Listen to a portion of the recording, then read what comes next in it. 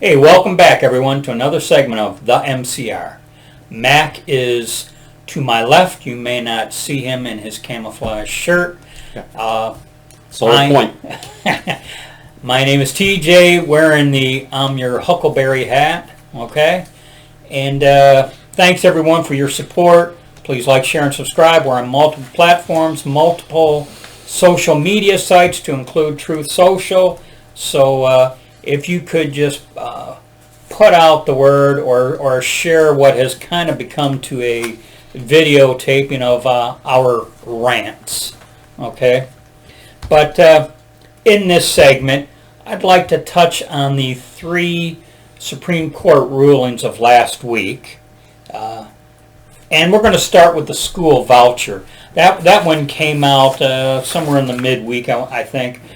School voucher, where I guess in Maine, the Supreme Court ruled that what was happening was they made, I shouldn't say they made, but they ruled it unconstitutional when Maine would not allow parents to use school vouchers for a Christian school, solely because it was a Christian school. In other words, if you're going to, you can send them to a private school and use the voucher as long as it's not a private Christian I wonder, school. and I don't know that there are any in Maine. Was it Muslim school? Would that be okay? Well, I don't know, but the point being is the Supreme Court basically ruled you gotta have it an all or nothing type thing to exclusively rule out no Christian school. You know, not that because they were making the argument you're making the state financially support a Christian school a la separation of church and state. Which is not in the Constitution. Okay, yes, you are correct, but that's the easy fallback phrase. Right. Okay. Well, it's the lie that's been told so often that now everyone thinks it's true. Yeah, and the Supreme Court ruled, whoa, hold a minute, wait a minute.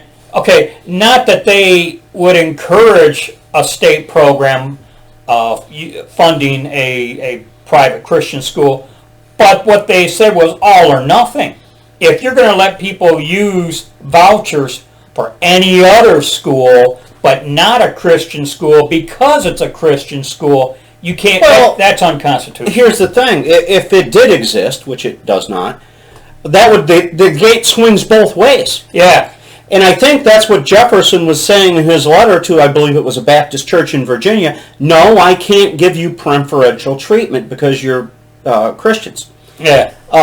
And that's where the separation of church and state, he said there needed to be a separation of church and state. It's not in the Constitution.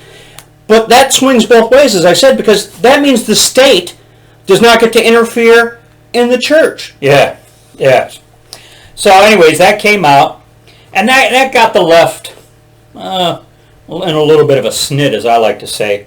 But then we had the next Supreme Court ruling come out, and that was the whole New York State.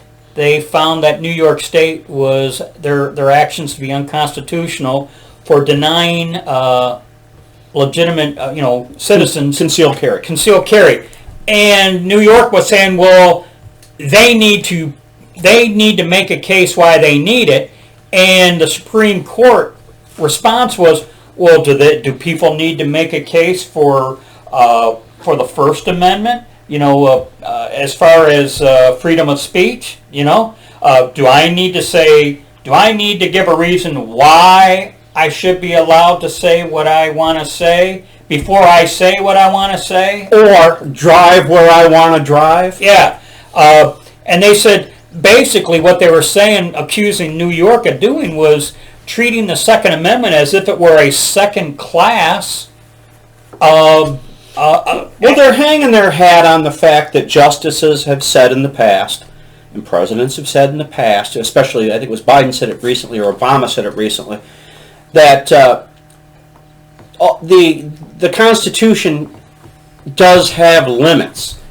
So I can't put an MX missile in my backyard, for instance. So then they take that, and they take it, like they always do, all the way down to whether or not I can leave my house with my pistol without their permission.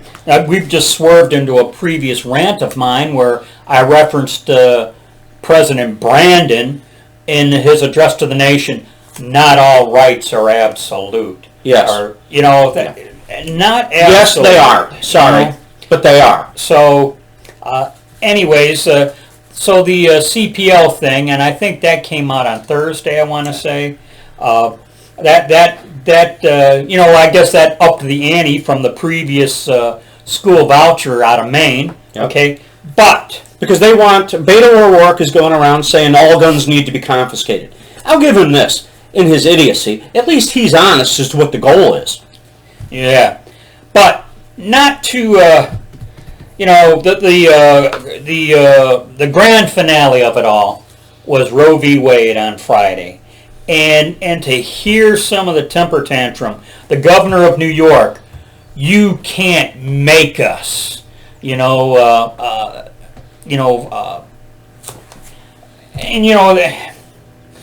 like Dan Bongino said, he wishes that Roe v. Wade meant that abortion was outlawed nationwide. It does not. It does not. What it does is it basically reverts it back to a state issue where it should have been. So if you want to kill babies, you need to live in a state killing babies. If you read, I believe the 10th Amendment will clearly state to you, and this is why Roe v. Wade was a problem from its inception.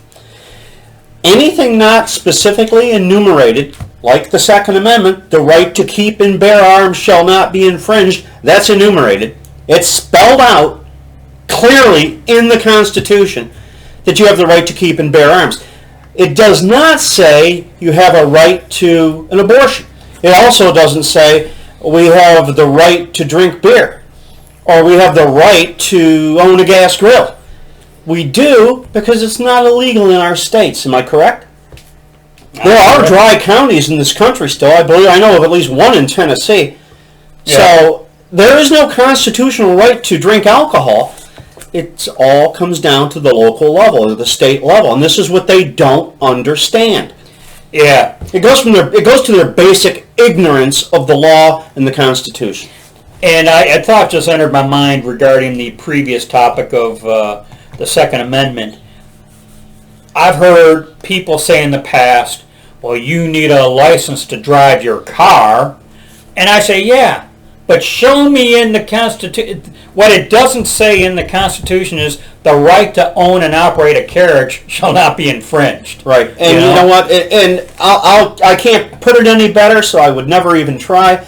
But the great Supreme Court Justice Antonin Scalia said, the Constitution is a legal document. It says what it says, and it doesn't say what it doesn't say. It's not a living and breathing document like the left would love us to believe, and, it's outdated, or it's archaic. And, listen, these were brilliant men despite all their flaws, and we all have them.